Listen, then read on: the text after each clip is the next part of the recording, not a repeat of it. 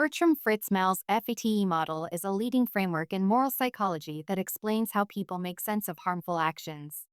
Instead of jumping straight to blame, the model shows that we naturally move through four steps: factual assessment of what happened, agent evaluation to understand intentions, transgression judgment to determine whether a norm was violated, and finally evaluation, where we decide how much responsibility or blame to assign.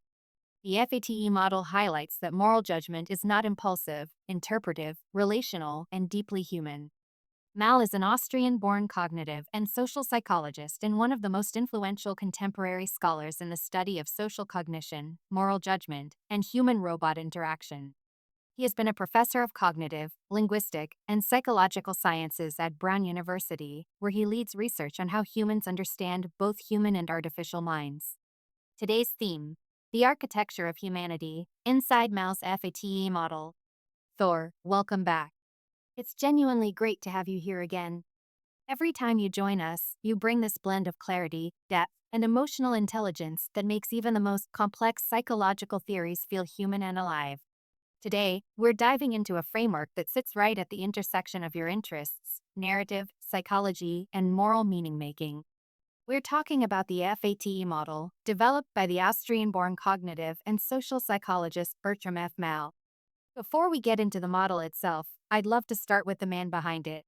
Who is Malle, and why does his work matter so much? Thank you. It's good to be back. And you're right, Malle is a fascinating figure. He's one of those scholars whose work quietly reshapes entire fields without most people realizing it. Bertram F. Malle was born in Austria and originally trained in philosophy and linguistics before turning to psychology. That combination, philosophical precision and psychological curiosity, really defines his work. He completed his master's degrees in the late 1980s at the University of Graz, then moved to the United States in 1990 to pursue a PhD at Stanford. After graduating in 1995, he joined the University of Oregon, where he eventually directed the Institute of Cognitive and Decision Sciences. Since 2008, he's been a professor at Brown University, leading research on how humans understand both human and artificial minds. And that last part is important. His work spans everything from everyday social reasoning to moral judgment to how we relate to robots. That interdisciplinary reach is remarkable. It's rare to see someone move so fluidly between philosophy, psychology, and even robotics. And yet, when you look at his work, there's a clear throat. He's trying to understand how we make sense of our own minds and others. That's where the F.A.T.E model comes in, right? Exactly. The F.A.T.E model is one of Malle's major contributions to moral psychology. It describes how people evaluate wrongdoing, how we move from noticing that something happened to deciding whether someone deserves blame. What I find compelling is that Malle doesn't treat blame as a raw emotional reaction. He sees it as a structured cognitive process.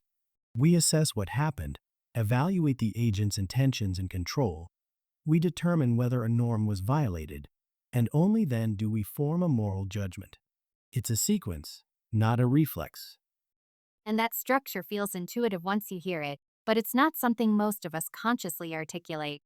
We just think, they shouldn't have done that, without realizing the layers of reasoning underneath. What's interesting is that Malle's earlier work, the folk conceptual theory of behavior explanation, almost sets the stage for the F.A.T.E model. It's like he first mapped how we explain behavior in general and then extended that map into the moral domain. Yes, and that's what makes his work so elegant. The folk conceptual theory shows that when we explain behavior, we naturally infer mental states, beliefs, desires, intentions, and the background causes that shape them. We're constantly reconstructing the inner landscape of other people. The F.A.T.E model builds on that foundation.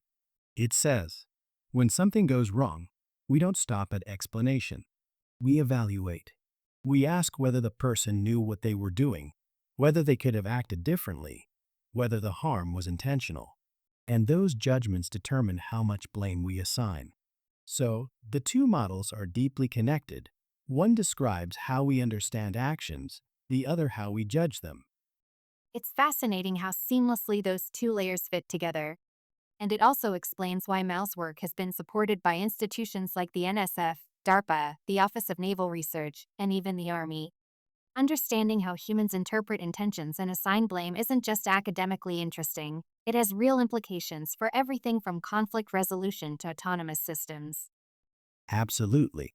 And that's where his work on human-robot interaction becomes so important.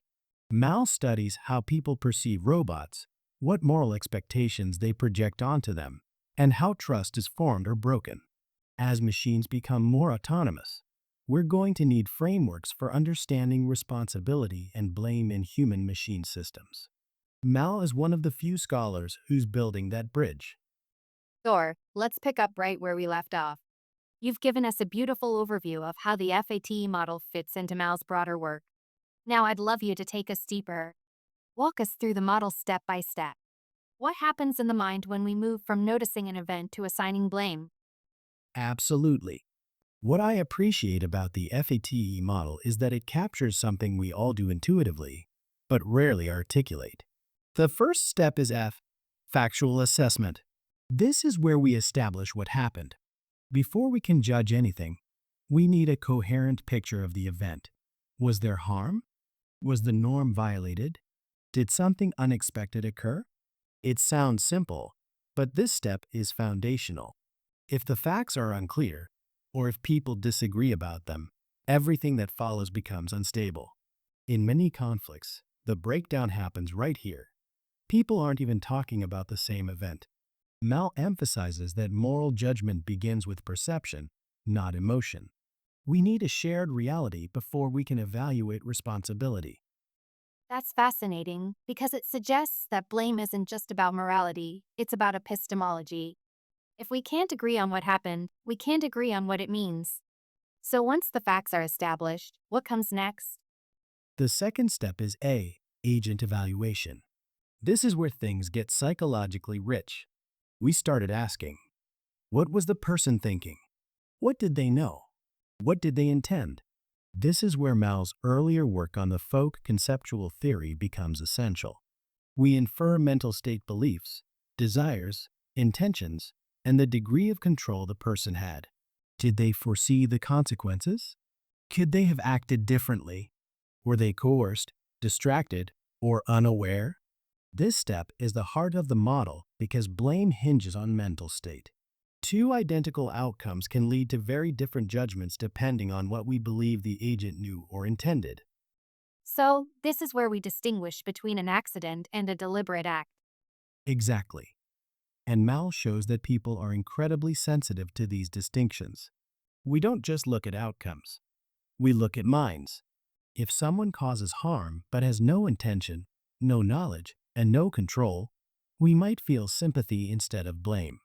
But if they acted knowingly or purposefully, our moral evaluation shifts dramatically. This step is where we reconstruct the inner landscape of the agent, and it's where most of the cognitive work happens. And then we move into the moral territory, the T in FATE, right? Yes, the third step is T, transgression judgment. This is where we decide whether the action violated a norm. Not all harm is moral harm. Sometimes things go wrong without anyone breaking a rule or expectation. But when a norm is violated, whether it's a legal rule, a social expectation, or a moral principle, we begin to see the behavior as a transgression. What's interesting is that norms are culturally shaped, historically shaped, and contextually shaped. So, this step is where society enters the picture. We're no longer just evaluating the agent. We're evaluating the action against a shared moral framework. So, the model moves from facts to mind to norms. And only then do we get to the final step. Exactly. The last step is E, evaluation, which is where we assign blame, condemnation, or sometimes forgiveness. This is the emotional and social response to the earlier cognitive work. If the agent had control, knew what they were doing, and violated a norm, we tend to assign strong blame. If some of those elements are missing, if the person lacked knowledge, lacked control, or the norm was ambiguous, our blame softens. What I love about Mal's model is that it shows blame as the end of a reasoning process, not the beginning. It's not just a gut reaction, it's a structured evaluation of facts, minds, and norms. Hearing you lay it out like this, it becomes clear why the model is so powerful. It gives language to something we all feel but rarely analyze. And it also explains why disagreements about blame so intensely people can be disagreeing at any one of these four steps. Exactly. Two people might agree with the facts but disagree with the agent's intentions. Or they might agree on the intentions but disagree about whether a norm was violated.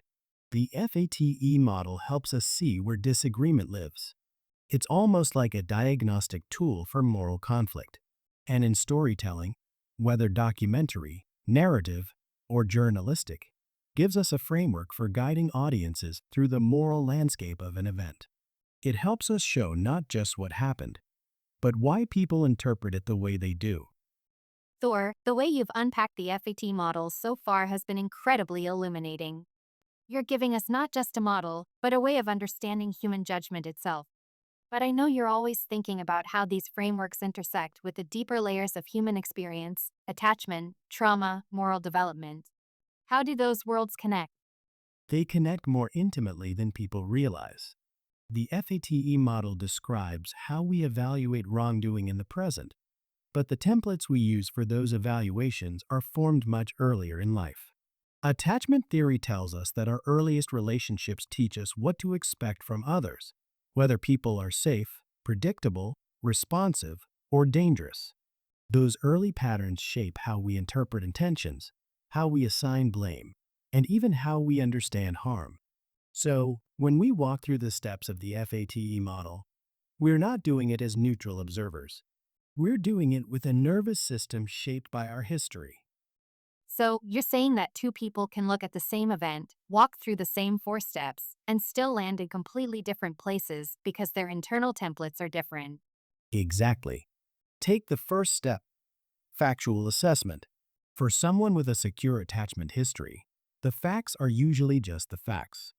But for someone with trauma, the facts can feel charged. Their nervous system may interpret ambiguity as threat. A raised voice becomes aggression. A mistake becomes betrayal. Trauma compresses the distance between perception and danger. So even before we get to intentions or norms, the event itself is filtered through a heightened sense of vulnerability. That makes the second step, agent evaluation, even more complex. It does. This is where attachment patterns really show their influence. If you grew up with caregivers who were unpredictable or emotionally unavailable, you may default to assuming negative intentions in others. Not because you're cynical, but because your nervous system learned that unpredictability equals danger. So, when you evaluate an agent's mental state, what they knew, what they intended, you might overestimate malice or underestimate innocence. Conversely, someone with a history of minimizing harm, perhaps because acknowledging it was unsafe, might underattribute responsibility. Trauma can distort both hypervigilance and denial. And then we reach the moral layer, the transgression judgment. How does trauma shape that? Trauma often reshapes a person's internal moral landscape. If you grew up in an environment where norms were inconsistent, punitive, or chaotic, your sense of what counts as a transgression may be either overly rigid or overly blurred. Some people become hypermoral, holding themselves and others to impossibly high standards because it gives them a sense of control. Others struggle to identify boundaries at all because boundaries were never modeled safely. So, when the FATE model asks, was a norm violated? The answer is filtered through a lifetime of learning what norms even are. And finally, the evaluation step, blame, condemnation, forgiveness. This must be where the emotional weight of trauma shows up most clearly. Absolutely. Blame is not just a cognitive judgment, it's an emotional act. For someone with unresolved trauma, blame can become a form of self-protection. If the world has felt unsafe, assigning blame quickly and decisively can feel like reclaiming control. On the other hand, some trauma survivors avoid blame altogether because conflict feels dangerous. They may forgive too quickly or blame themselves instead of others. So, the final step of the FATE models, how much blame we assign, is deeply shaped by our attachment history and our moral development. It sounds like the FATE model doesn't just describe how we judge others, it reveals how our past lives inside those judgments. That's exactly it. The model gives us a map of moral reasoning, but attachment and trauma explain why different people walk that map differently. And when you bring moral development into the picture, how children learn right and wrong, how empathy grows, how norms are internalized, you start to see that blame is not just a reaction. It's a developmental achievement. It requires the ability to hold multiple perspectives, to understand intentions, to regulate emotion, to distinguish harm from malice. These are skills built over time, often unevenly.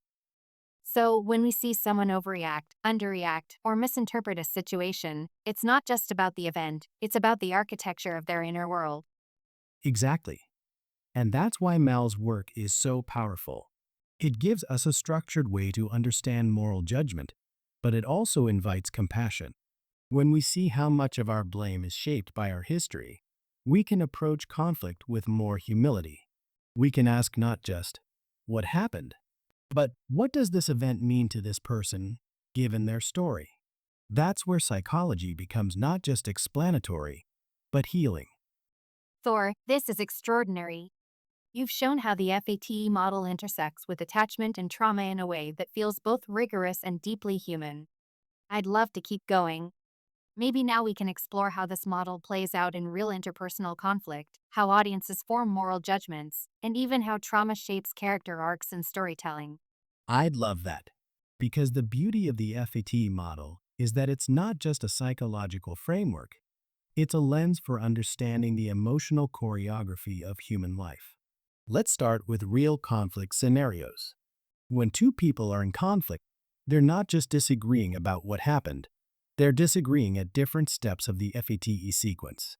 One person might be stuck at the factual level, you slam the door. The other might be stuck at the agent level, I didn't mean to, I was overwhelmed. Someone else might be focused on the transgression, you disrespected me. And the final step, evaluation, is where the emotional heat lives. You always do this. You don't care. You're to blame.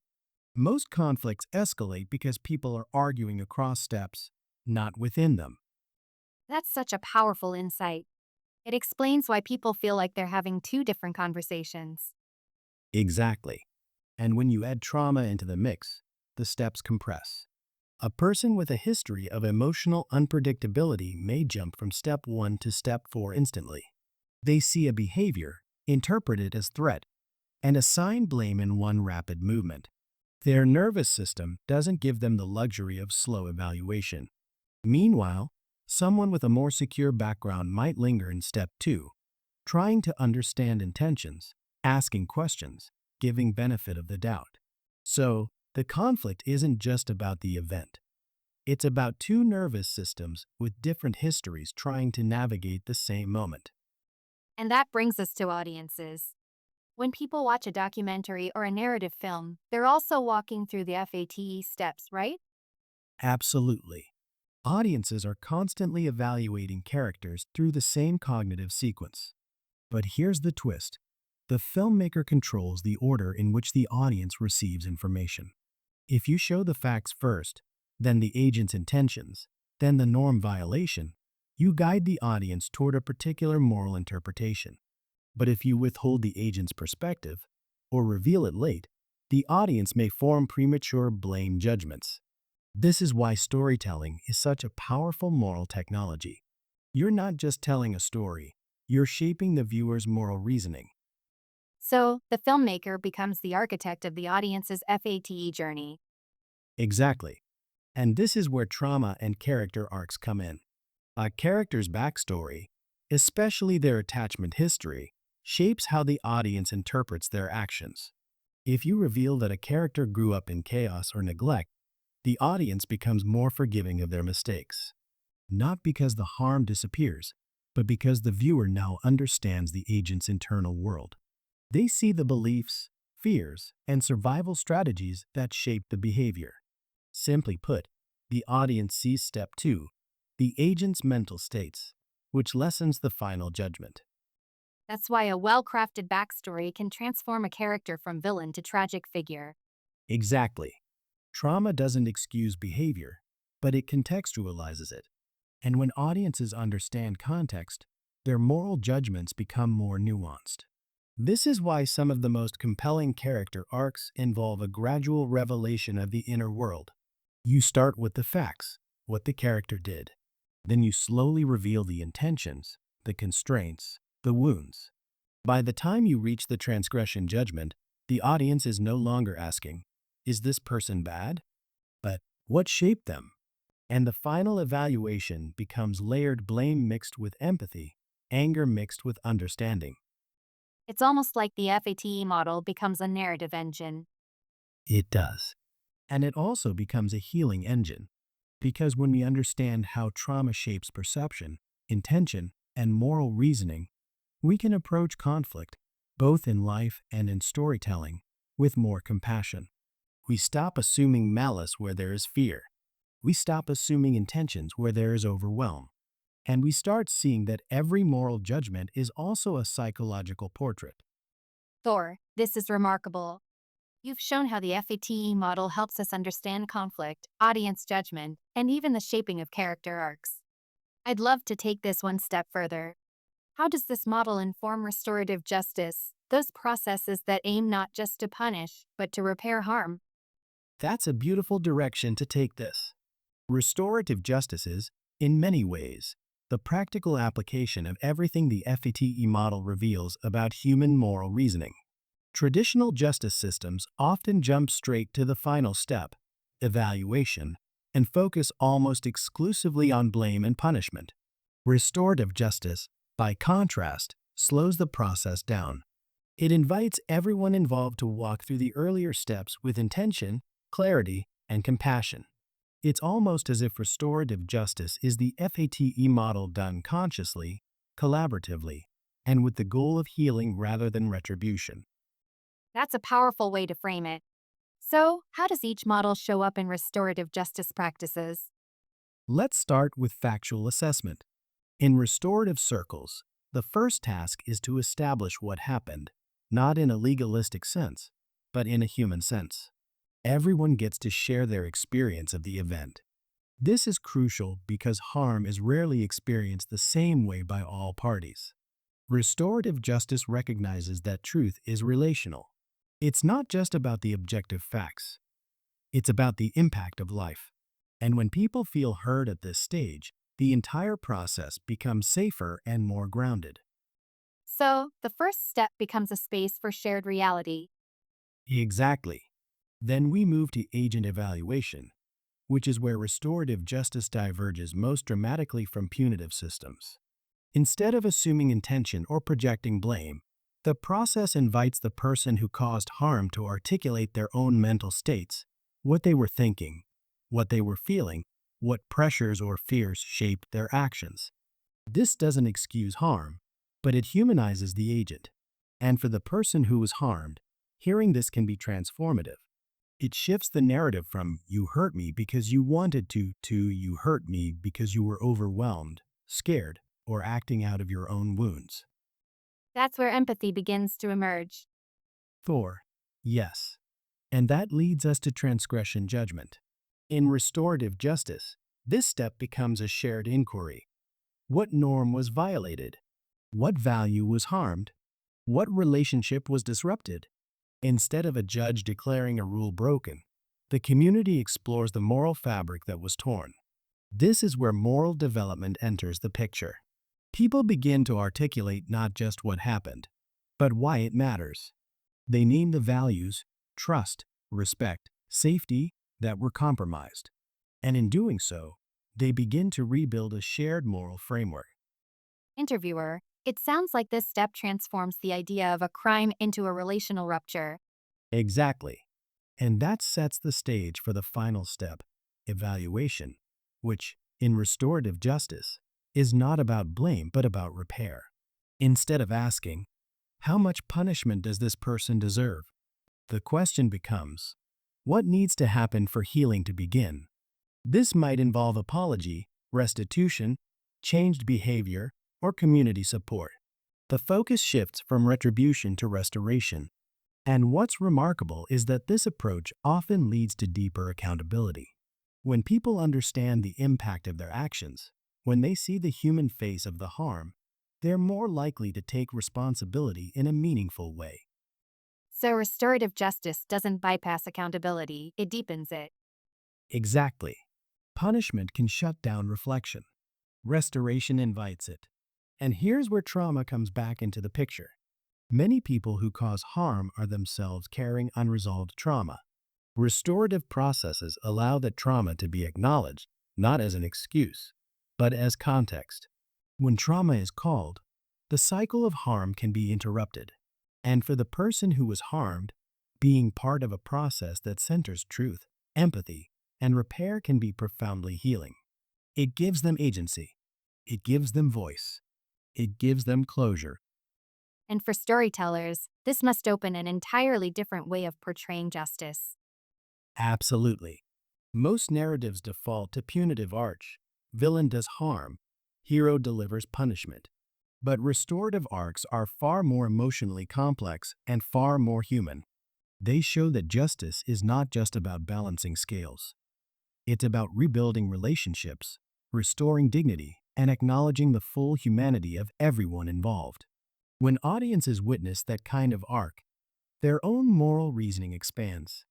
They begin to see that accountability and compassion are not opposites, they're partners. Thor, this is extraordinary. You've shown how the F.A.T.E model can illuminate restorative justice in a way that feels both rigorous and deeply humane. I'd love to take this into the world of storytelling. How do restorative arcs reshape audience empathy? That's a beautiful question, because restorative arcs don't just change the story, they change the viewer. Traditional narratives often rely on punitive arcs. Someone does harm, and the story resolves when they're punished or defeated. It's clean, it's cathartic, but it's also emotionally shallow. Restorative arcs, on the other hand, invite the audience into a more complex emotional journey. They ask us to hold multiple truths at once: the reality of harm, the humanity of the person who caused it, and the possibility of repair. That complexity expands empathy rather than narrowing it. So restorative arcs challenge the audience to feel more, not less. Exactly. And they do it by guiding the audience through the same steps of the F.A.T.E model, but in a way that deliberately slows down judgment. In a punitive arc, the story often jumps straight to step 4, blame and punishment. But in a restorative arc, the narrative lingers in the earlier steps. It lets us see the facts from multiple perspectives. It gives us access to the agent's inner world, their intentions, their fears, their limitations. It shows us the norm that was violated, not as a legal rule, but as a relational wound. And by the time we reach the final evaluation, the audience is no longer asking, how should this person be punished? But what would healing look like? That's a profound shift. It turns the viewer from a judge into a witness. Exactly. And that shift reshapes empathy. When audiences are given access to the agent's mental states, when they understand the pressures, the trauma, the misperceptions that shaped the harmful action, they begin to see the person not as a villain, but as a human being caught in a web of causes. This doesn't erase accountability. In fact, it often deepens it. Because when we understand why someone acted the way they did, we can imagine how they might act differently in the future. Empathy becomes a bridge to transformation, not an escape from responsibility. And what about the person who was harmed? How does a restorative arc shape empathy for them? Restorative arcs expand empathy for the harmed person. In punitive narratives, the victim often becomes a symbol, a plot device that justifies punishment. But in restorative storytelling, the harmed person's voice becomes central. We see their pain, their confusion, their longing for acknowledgement. We see the emotional and relational impact of the harm. And when the person who caused the harm listens, really listens, the audience witnesses a moment of profound human recognition. That recognition is the emotional core of restorative justice, and it's incredibly powerful on screen. It sounds like restorative arcs create a kind of emotional triangulation: empathy for the harmed person, empathy for the person who caused harm, and empathy for the relationship between them. That's beautifully put. And that triangulation is what makes restorative arcs so transformative. They show that harm doesn't just break rules, it breaks relationships. And healing isn't just about consequences, it's about connection. When audiences see that, their own moral reasoning expands. They begin to understand that justice isn't just about balancing scales. It's about restoring dignity, rebuilding trust, and acknowledging the full humanity of everyone involved. And I imagine this has implications for character arcs as well. Absolutely. Restorative arcs allow characters to grow in ways punitive arcs simply can't. A character who is punished may change out of fear or shame, but a character who engages in repair changes out of understanding. They confront the impact of their actions. They face the person they hurt. They take responsibility not because they're forced to, but because they recognize the moral weight of what happened. That kind of transformation is far more compelling and far more emotionally resonant than simple punishment. So restorative arcs don't just reshape empathy, they reshape the entire emotional architecture of the story. Exactly. They invite the audience into a deeper, more nuanced emotional landscape. They show that empathy is not a finite resource, but a muscle that grows when we're willing to hold complexity. And in a world that often defaults to outrage and retribution, restorative storytelling becomes a quiet act of cultural healing. It reminds us that people are more than the worst thing they've done, and that justice can be both honest and compassionate. Thor, this is extraordinary. You've shown how restorative arcs reshape empathy at the individual and narrative level. I'd love to widen the lens now. How do restorative arcs influence societal narratives? How we collectively think about justice, harm, and what it means to repair? That's such an important question, because storytelling doesn't just reflect society, it shapes it. When restorative arcs appear in films, documentaries, or public discourse, they subtly shift the cultural imagination. They challenge the idea that justice is synonymous with punishment. They invite us to consider that accountability can be relational, that healing can be collective, and that people are more than the worst thing they've done. Over time, these stories begin to rewire what a society believes is possible. So restorative arcs don't just change how we see characters, they change the moral vocabulary of a culture. Exactly. Think about how many decades we've spent consuming narratives built on retribution. The hero punishes the villain gets what they deserve, and the story ends with a sense of moral closure. That structure has trained us to equate justice with suffering. But when restorative arcs enter the cultural bloodstream, they introduce a different kind of closure, one rooted in understanding, repair, and transformation. They show that justice can be a process of rebuilding rather than destroying. And I imagine this has ripple effects beyond storytelling. It absolutely does. When people see restorative arcs portrayed with emotional honesty, they begin to imagine restorative possibilities in their own lives. They start to question whether punishment resolves harm. They begin to see conflict not as a battlefield, but as a crossroads. And that shift in imagination is the first step toward societal change. Because before institutions change, narratives change. Before laws change, values change. And values are shaped by the stories we tell. So restorative storytelling becomes a kind of cultural rehearsal. That's a beautiful way to put it. Restorative arcs allow society to rehearse empathy, accountability, and repair in a safe, symbolic space. They let us explore what it means to face harm honestly, to understand the roots of wrongdoing, and to imagine paths that don't rely on exclusion or punishment. And when audiences see these arcs repeatedly, they begin to internalize the idea that people can grow, relationships can mend, and communities can heal. It sounds like restorative arcs expand the moral imagination of a society. They do. They widen the emotional bandwidth of a culture. They make space for nuance, for complexity, for the idea that harm and humanity can coexist. And that's crucial because punitive narratives tend to flatten people into categories: victim, perpetrators, heroes, and villains. Restorative arcs resist that flattening. They insist on the fullness of human experience. They show that harm is often rooted in trauma, that wrongdoing is often a symptom of unmet needs, and that accountability can be a path to dignity rather than shame. And when society begins to see people in their fullness, everything changes. Exactly. Policies change.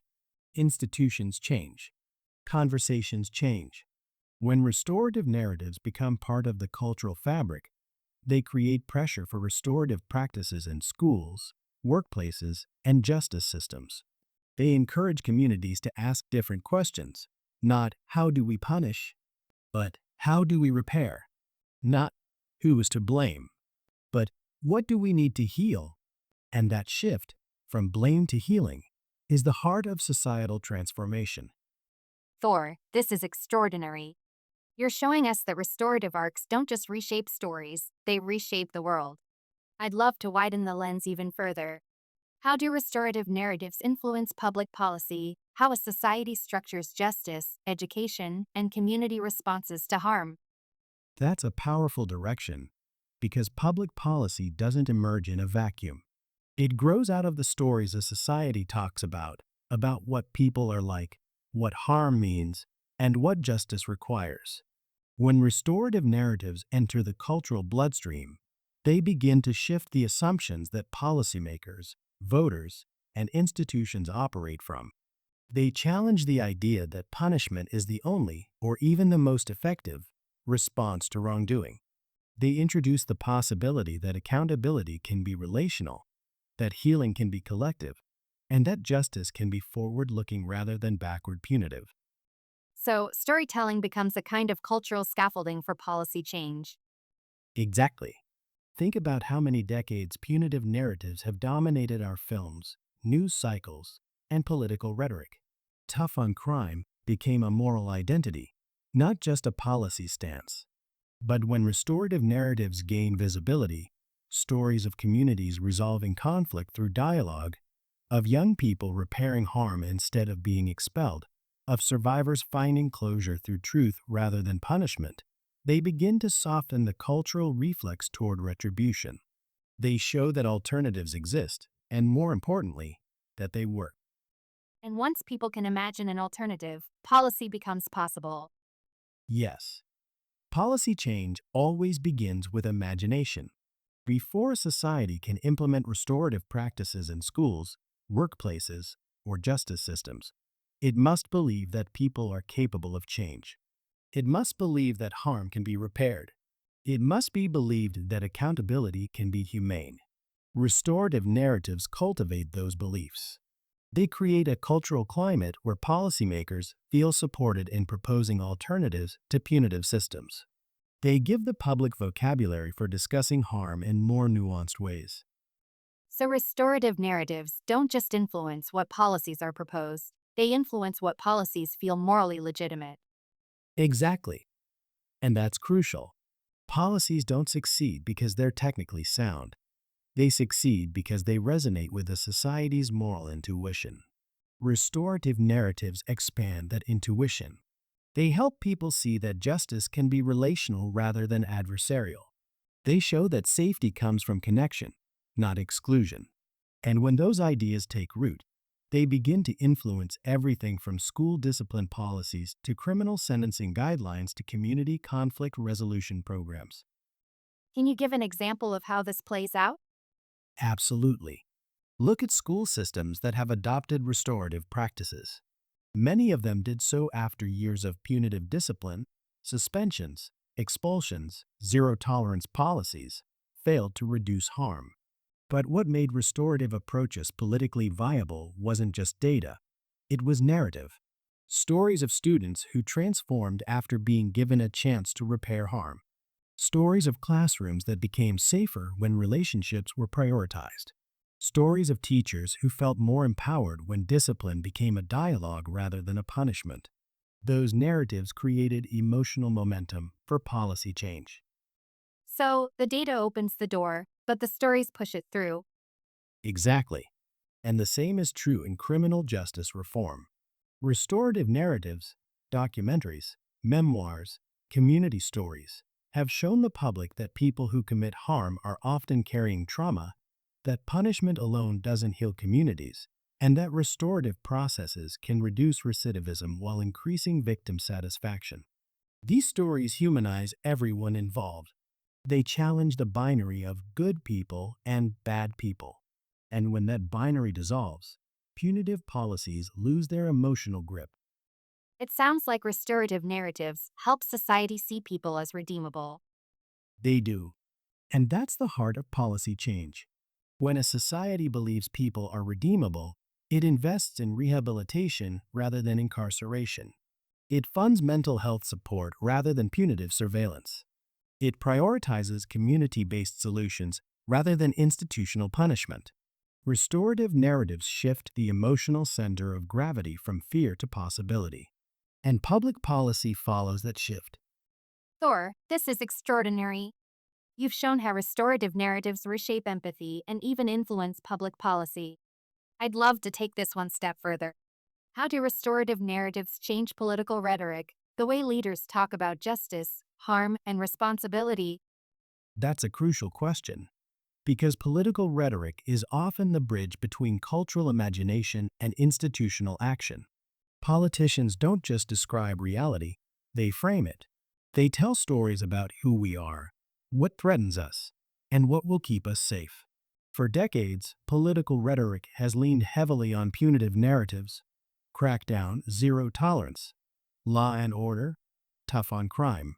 These phrases are emotionally efficient. They activate fear, certainty, and a sense of moral clarity. But they also flatten human complexity. Restorative narratives disrupt that simplicity. They introduce a different emotional palette, one that includes nuance, context, and the possibility of transformation. So, restorative narratives expand what political language is allowed to express. Exactly. When restorative stories enter the public consciousness, stories of communities resolving conflict through dialogue, of young people repairing harm instead of being expelled, of survivors finding closure through truth rather than punishment, they create space for politicians to use a different vocabulary. Suddenly, words like healing, repair, community safety, and restorative accountability don't sound naive. They sound grounded. They sound like they are possible. They sound like the future.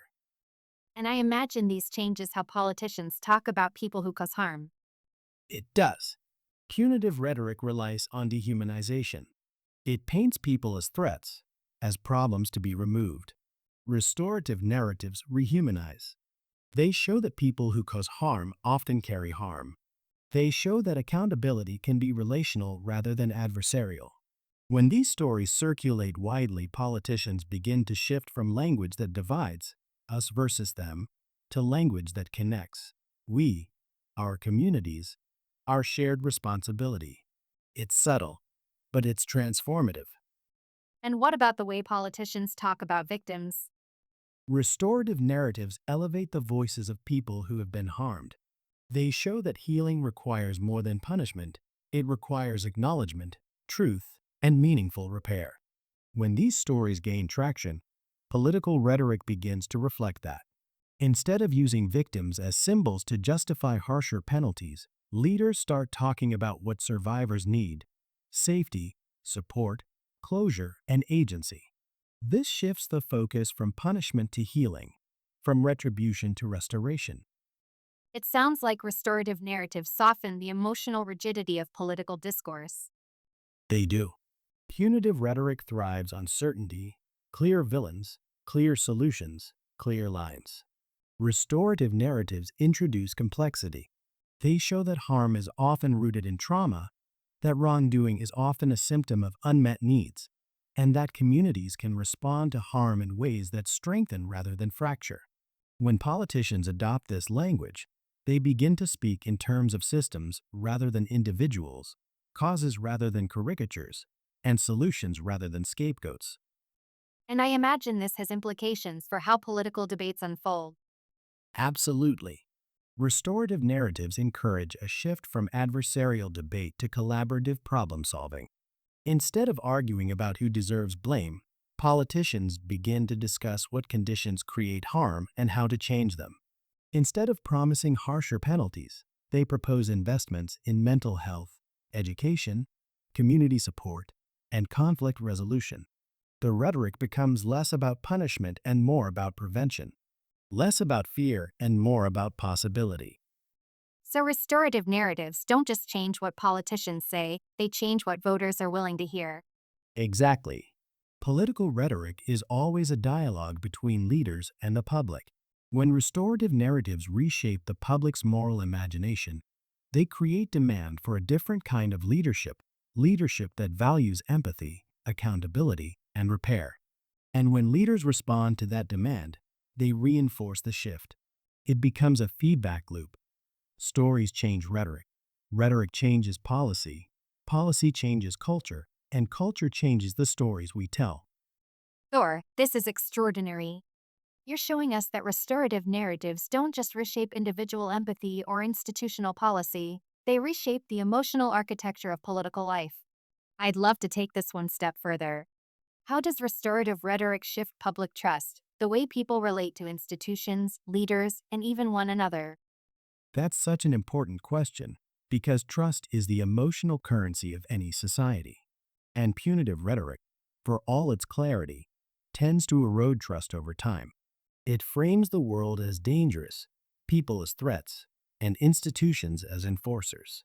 It tells the public, we will protect you by punishing them. That creates a sense of safety, but it's a brittle safety, one built on fear and division. Restorative rhetoric, on the other hand, builds trust by reframing the relationship between the public and its institutions.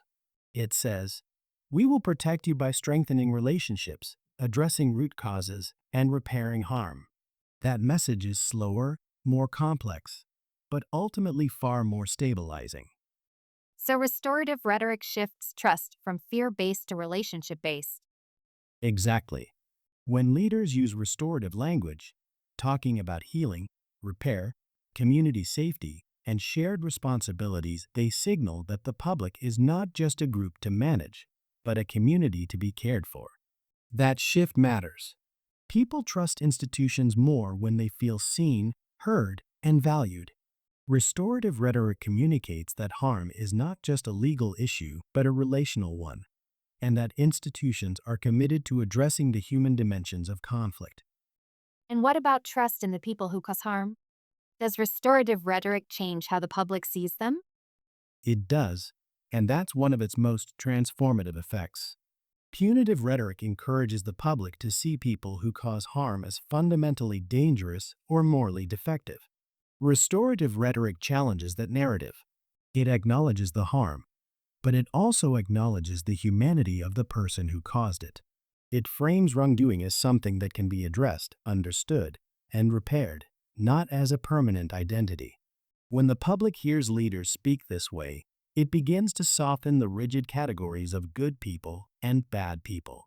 And that softening increases trust, not just in institutions, but in one another. That's powerful. It suggests that restorative rhetoric can strengthen the social fabric. It can. Because trust isn't just vertical, between people and institutions, it's horizontal, between citizens. When restorative rhetoric becomes part of public discourse, it encourages people to see conflict as something that can be worked through rather than something that requires exclusion.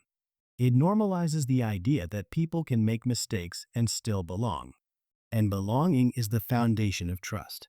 When people feel they belong, they're more likely to participate, to cooperate, to invest in the collective good. And what about trust in the political process itself? Restorative rhetoric can revitalize trust in the political process by shifting the tone from adversarial to collaborative. When leaders speak in restorative terms, they model a different kind of political engagement, one that values listening, understanding, and shared problem solving. This can reduce polarization, Because restorative rhetoric doesn't rely on demonizing opponents. It invites nuance. It invites humility. It invites the possibility that people with different perspectives can still work toward common goals. And when the public sees that kind of leadership, trust grows, not because everything is perfect, but because the process feels honest and human. So, restorative rhetoric doesn't just change what leaders say, it changes how people feel about the entire system. Exactly. It shifts the emotional climate. It tells people, we are in this together. We can face harm without losing our humanity. We can disagree without destroying each other. That message is profoundly stabilizing. It builds trust not through fear, but through connection. And in a world where trust is often fragile, restorative rhetoric becomes a kind of cultural medicine. Thor, this is extraordinary. You're showing us that restorative rhetoric doesn't just reshape political language, it reshapes the emotional architecture of public life. I'd love to take this one step further. How does restorative rhetoric change civic participation, the way people show up in their communities, engage in public life, and see themselves as part of a collective? That's a beautiful direction, because civic participation is ultimately an emotional act. People don't participate because they're told they participate because they feel connected, valued, and capable of making a difference. Punitive rhetoric tends to shrink civic participation. It frames society as a battlefield, politics as a fight, and citizens as spectators waiting for someone else to restore order. Restorative rhetoric does the opposite. It invites people into the process. It says, your voice matters. Your relationships matter. Your community matters. That invitation is powerful. It transforms citizens from passive observers into active participants. So, restorative rhetoric expands the sense of agency people feel. Exactly. When leaders speak in restorative terms, talking about shared responsibility, community repair, and collective healing, they signal that civic life isn't something done to people, but something done with them. That shift matters. People are far more likely to engage when they feel like co-authors of their society rather than subjects of it. Restorative rhetoric reframes civic participation as a relational act, not a bureaucratic one. It becomes about showing up for one another, not just showing up to vote. And what about communities that have historically been marginalized or harmed by institutions? Does restorative rhetoric change their relationship to civic life? It can, and that's one of its most important contributions. Punitive systems often alienate the very communities they claim to protect. When people experience institutions as punitive, dismissive, or dehumanizing, they withdraw. They disengage. They stop believing that civic participation will make a difference. Restorative rhetoric begins to rebuild that bridge. It acknowledges harm. It validates lived experience. It signals a willingness to listen rather than impose. And when people feel seen and respected, they're more likely to enter civic spaces. They begin to trust that their participation might lead to change. So, restorative rhetoric becomes a form of civic reinvitation. Exactly. It says, you belong here. Your story matters. Your community needs you. And belonging is the foundation of participation. When people feel they belong, they show up. They volunteer. They attend meetings. They engage in dialogue. They vote not out of fear, but out of hope. Restorative rhetoric nurtures that hope by framing civic life as a shared project rather than a competitive arena. And how does this affect the way communities handle conflict? Restorative rhetoric normalizes the idea that conflict is not a failure of community, it's an opportunity for growth. When leaders model restorative language, communities begin to adopt restorative practices. They hold dialogues instead of shouting matches. They seek understanding instead of victory. They approach disagreements with curiosity rather than hostility. This creates a civic culture where participation feels safer, more meaningful, and more sustainable. People are more willing to engage when they know that conflict won't lead to humiliation or exclusion. It sounds like restorative rhetoric transforms civic participation from duty into a relationship. That's exactly it. Punitive rhetoric treats civic participation as an obligation, something you do because you're supposed to. Restorative rhetoric treats it as a relationship, something you do because you care. And when civic life becomes relational, participation becomes joyful. It becomes creative. It becomes a way of expressing identity and belonging. People begin to see themselves not just as citizens, but as stewards of their community's well-being. Thor, this is extraordinary. You're showing us that restorative rhetoric doesn't just reshape political language, it reshapes the emotional architecture of public life. I'd love to take this into the realm of craft. How can storytellers ethically portray civic healing, especially when dealing with real harm, real communities, and real histories? That's such an important question, because civic healing is delicate terrain. It's not something you can dramatize carelessly. When storytellers step into this space, they're not just narrating events, they're shaping how audiences understand harm, responsibility, and the possibility of repair. Ethical storytelling begins with humility. It starts with recognizing that civic wounds are layered, historical, structural, interpersonal, and healing is never linear. So, the storyteller's role is not to simplify, but to illuminate, not to impose a narrative of closure, but to honor the complexity of the process. So, ethical portrayal begins with resisting the urge to tidy things up. Exactly. One of the biggest ethical pitfalls is the premature resolution, the temptation to wrap a bow around a conflict that, in real life, would take years to heal. Civic healing is slow. It's messy. It's uneven. Ethical storytellers show that. They portray the setbacks, the discomfort, the resistance. They show that healing is not the absence of conflict, but the presence of dialogue. And they avoid turning restorative processes into feel-good spectacles. Because when healing is aestheticized, it becomes dishonest. And what about representing the people involved? How do storytellers avoid exploiting their pain? By centering agency.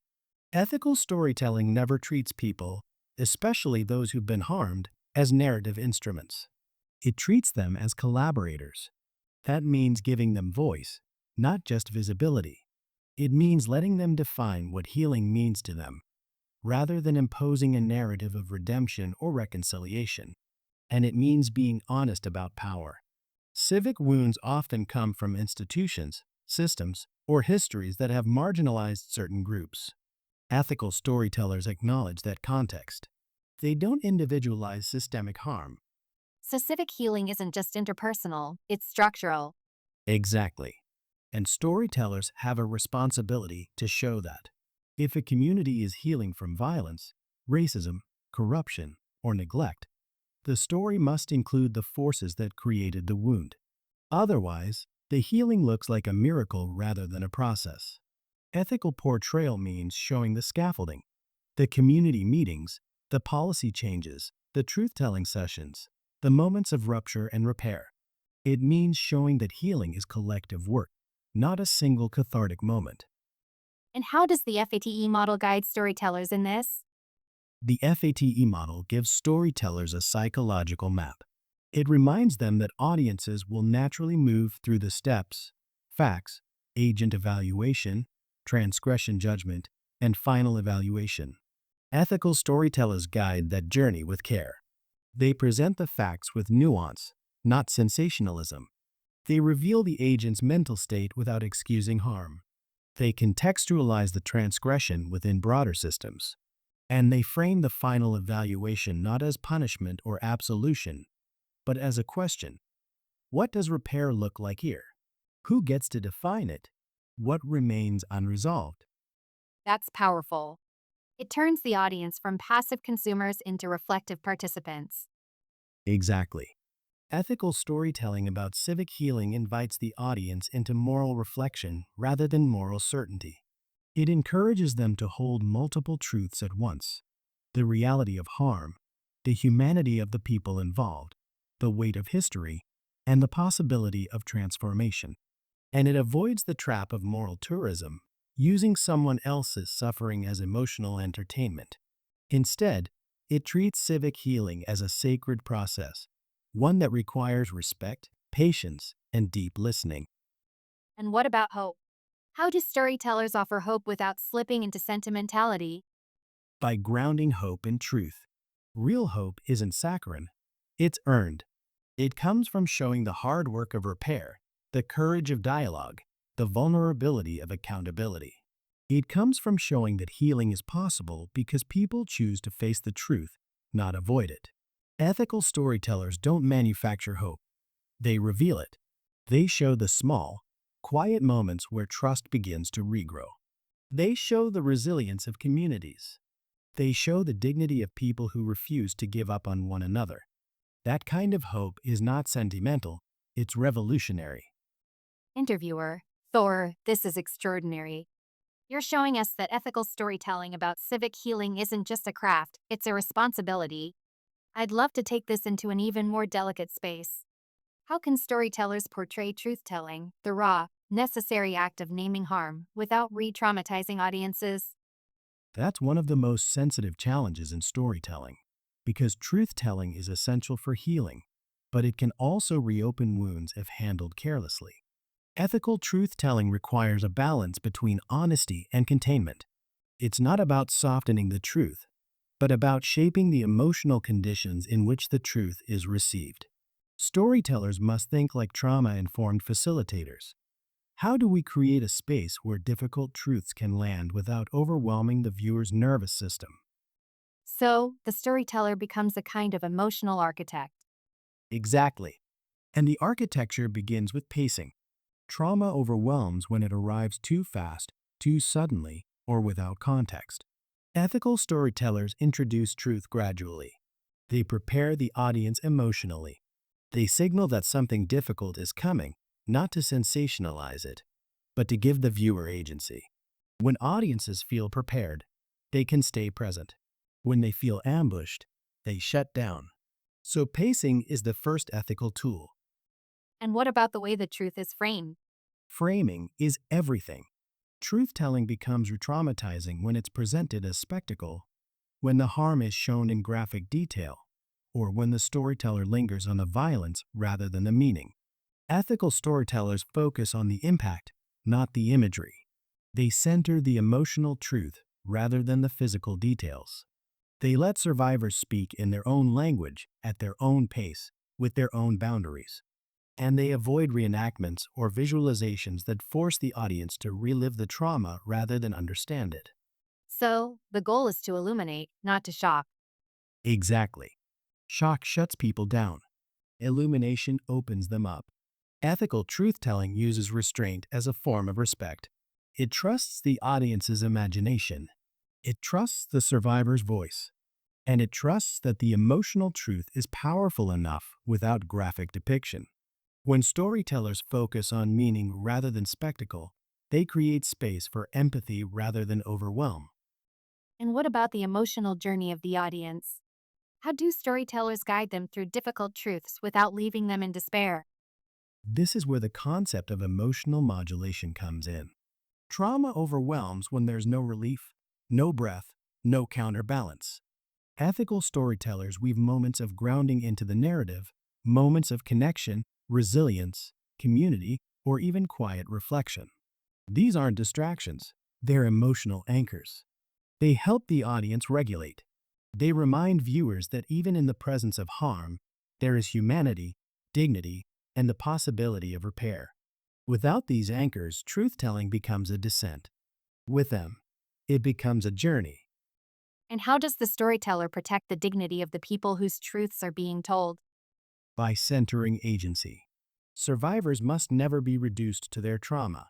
Ethical storytellers show the full person, their humor, their intelligence, their relationships, their dreams. They show the survivor's strength, not just their suffering, and they give them control over how their story is told. When survivors have agency, the audience receives the truth through a lens of dignity rather than voyeurism that protects both the storyteller and the viewer from re-traumatization. It sounds like ethical truth telling is as much about what you don't show as what you do. Absolutely. Silence can be ethical. Suggestion can be ethical. Letting a survivor choose not to share certain details is ethical.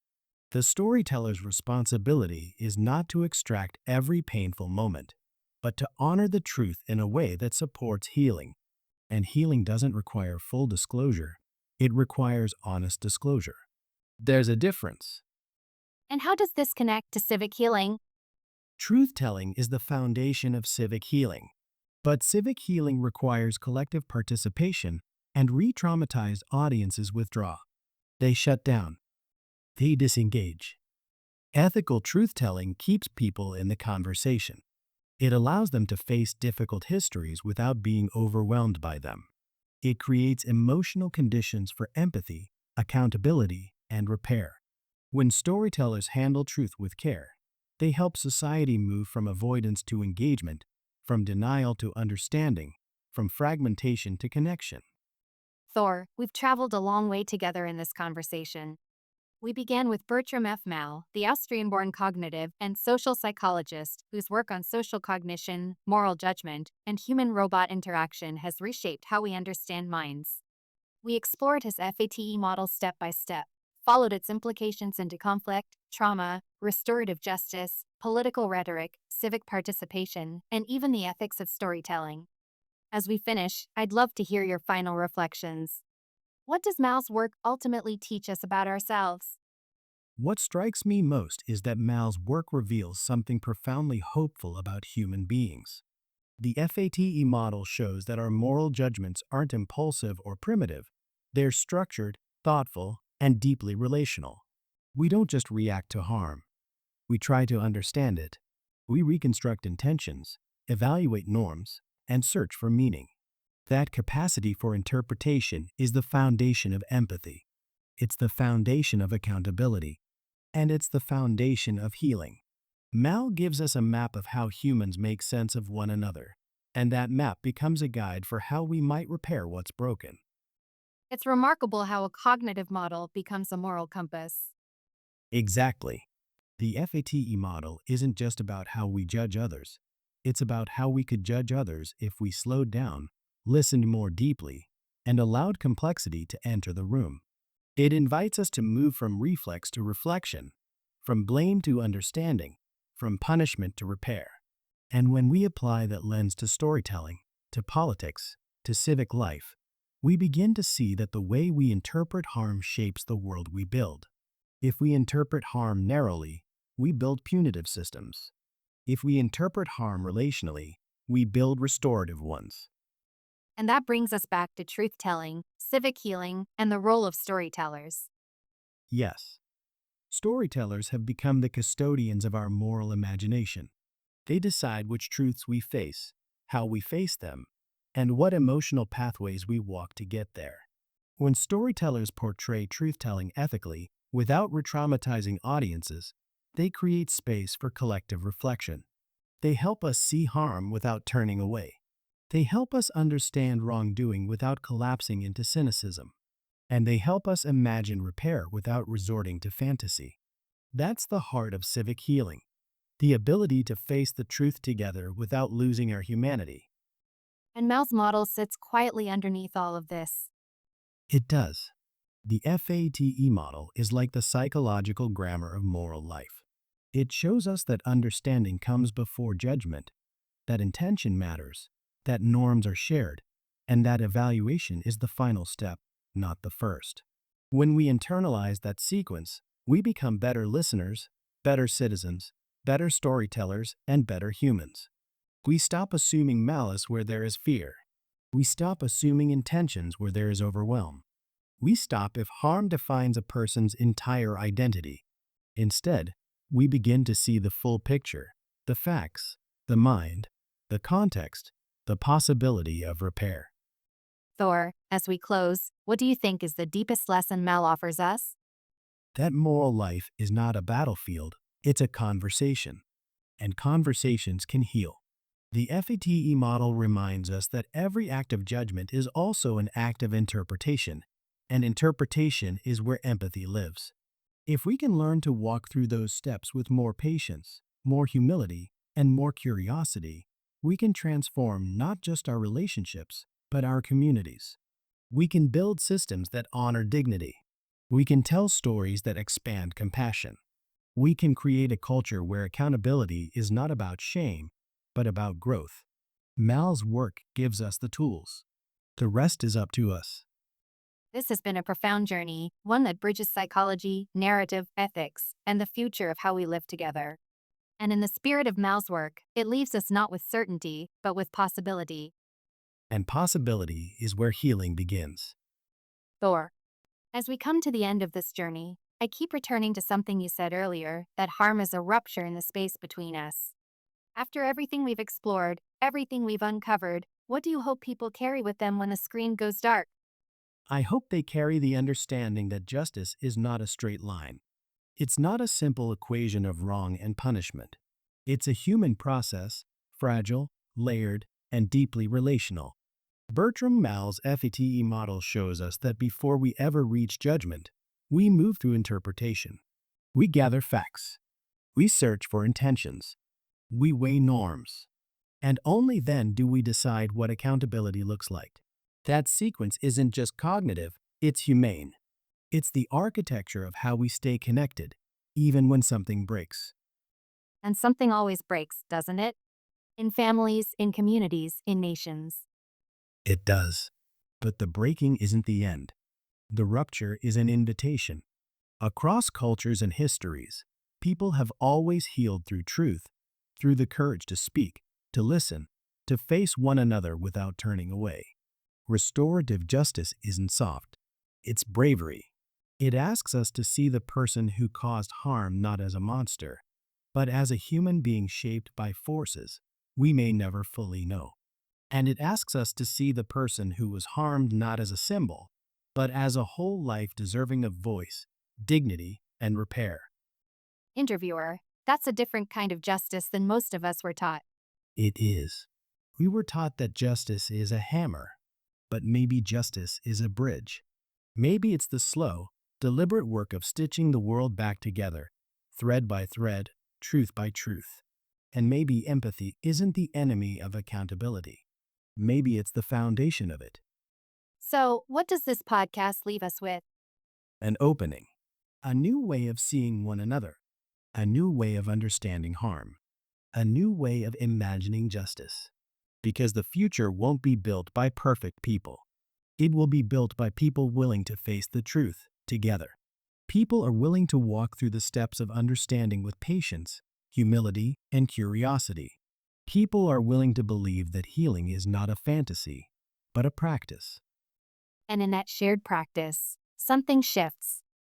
Yes, in that fragile, courageous space between us, something extraordinary becomes possible. Healing. Thor, before we wrap, I want to take a moment. This conversation has been extraordinary, layered, honest, and deeply human. Thank you for guiding us through Mal's work, through the F.A.T.E model, and through the fragile terrain of harm, truth, and healing. Your insight has been a gift. Thank you. It's an honor to explore this with you. These ideas matter, not just in theory, but in the way we live, the way we listen, the way we repair what breaks between us. I'm grateful we could walk this path together. And to everyone listening, thank you. Thank you for staying with us, for leaning into complexity, for choosing curiosity over certainty. These conversations only matter because you're here thinking, feeling, reflecting alongside us. Yes, none of this exists in isolation. Healing, justice, understanding, they're all relational. They happen because people show up, and you showed up. As we close, I hope you carry something from this journey into your own life. Maybe a new way of seeing conflict. Maybe a deeper patience for the stories behind people's actions. Maybe simply the courage to pause before judgment. Because that pause, that breath, that moment of interpretation is where humanity lives. It's where the F.A.T.E model becomes more than psychology. It becomes practice, a way of being with one another. Interviewer, so, from both of us, thank you. Thank you for listening, for thinking, for caring. Thank you for being part of this conversation. And remember, the future isn't built by perfect people. It's built by people who are willing to face the truth together. Until next time, take care of yourselves and take care of each other.